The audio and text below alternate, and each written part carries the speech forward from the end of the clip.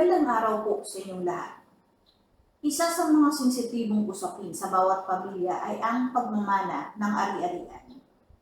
Marami na po tayong naririnig na kwento kung saan nagkakaroon ng hidwaan ang magkakapatid dahil sa hatian ng mana.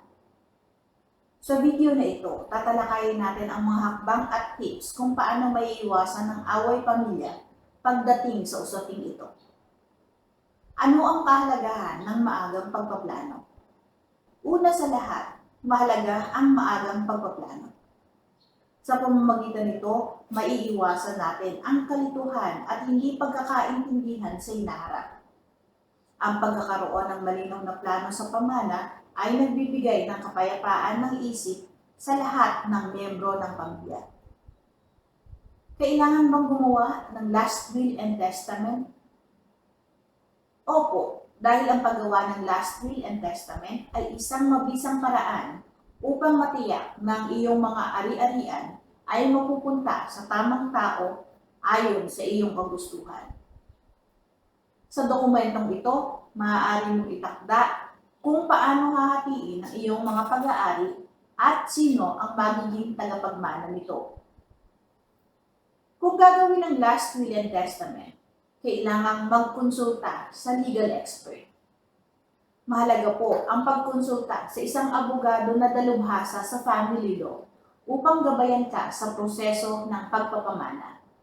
Matutulungan ka nila na maunawaan ang mga legal na aspeto at masisiguro na ang iyong mga dokumento ay naaayon sa batas.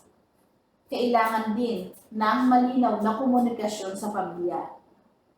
Ang bukas na komunikasyon sa pamilya ay susi upang maiwasan ang hindi pagkakaunawaan. Ipaalam mo sa iyong mga anak o tagapagmana ang iyong mga plano upang maging malinaw sa lahat ang iyong mga kagustuhan. Dapat ay magtalaga ka rin ng executor o tagapangasiwa. Ang pagtatalaga ng isang executor o tagapangasiwa na iyong pinagkakatiwalaan ay makakatulong upang masiguro na ang iyong mga habilin ay maisa sa katuparan ng maayos.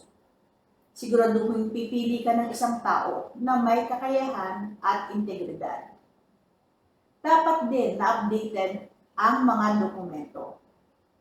Mahalaga na dapat ay regular na ma-review at ma-update ang iyong mga dokumento, lalo na kung may mga pagbabago sa iyong sitwasyon tulad ng bagong miyembro ng pamilya o pagbabago sa iyong mga ari-arian.